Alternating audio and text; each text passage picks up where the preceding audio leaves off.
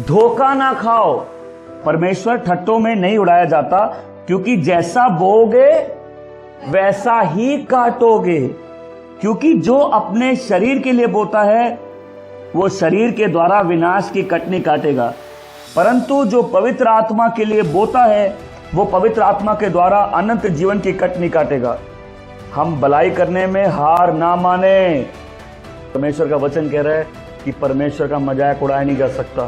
कोई परमेश्वर पर उंगली नहीं उठा सकता, क्योंकि परमेश्वर ने इस सिद्धांत को लागू कर दिया है, जैसा बोगे वैसा पाओगे।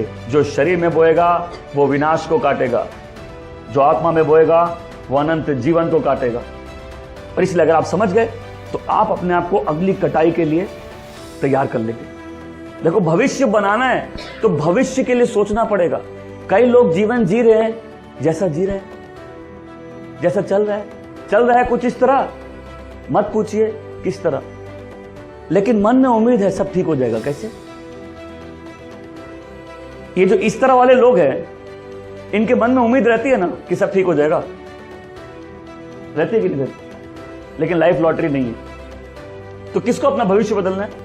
भविष्य बदलना है तो पहले भविष्य के बारे में सोचना पड़ेगा। यहां जा रहे, वहीं जा रहे, मालूम है गलत जगह जा रहे हैं, लेकिन हम पहुंच जाएंगे, सही जगह पहुंच जाएंगे। कैसे? मालूम है हम गलत कर रहे हैं, लेकिन मन में सोचा सब ठीक हो जाएगा। कैसे? भविष्य के सुधारने के लिए पहले भविष्य के बारे में सोचना पड़ेगा। आदमी को निर्धारित करेगा, पर करना पड़ेगा मुझे कहां जाना है।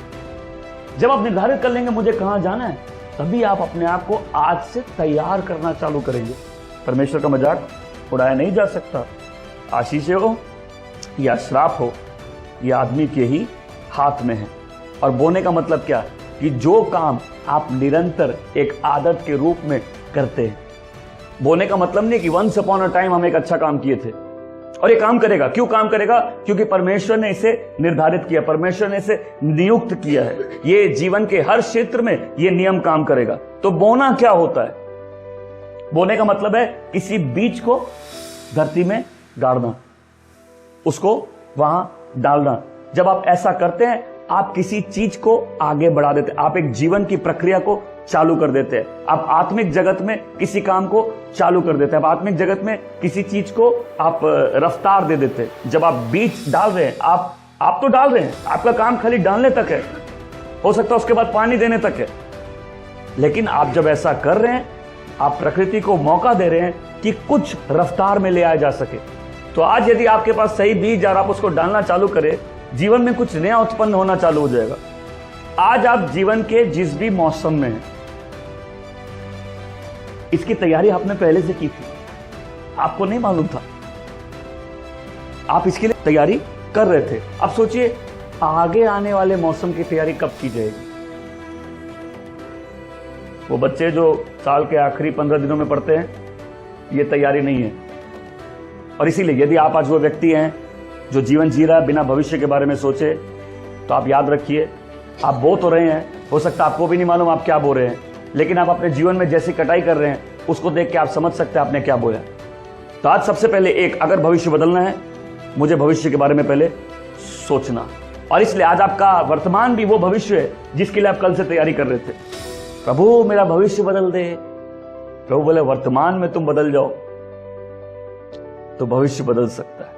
तुम्हारा भविष्य तुम्हारे अपने हाथों में है। आज से पहली बात निर्धारित कर लो, जीवन जैसे जी रहे हैं, जैसे चल रहे हैं, चलने दो। आज से क्या करना है?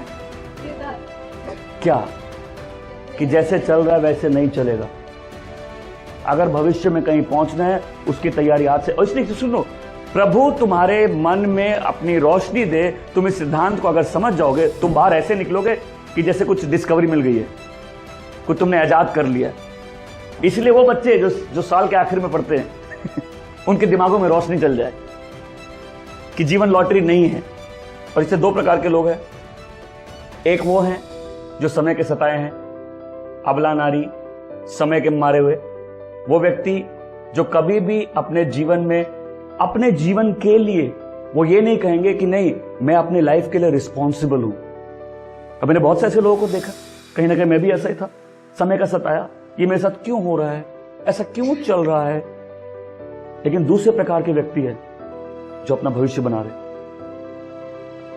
जो आज वो कर रहे हैं जो उनको करना है, क्योंकि उनको मालूम है कल मैं वो नहीं कर सकता, मैं केवल उसके आशीषे पा सकता हूं। तो आज अपने आप को तैयार करना है कटाई के लिए। क्या करना है? तैयारी कटाई के लिए। और इसलिए जीवन तब तक नहीं बदलेगा जब तक आप नहीं बदले।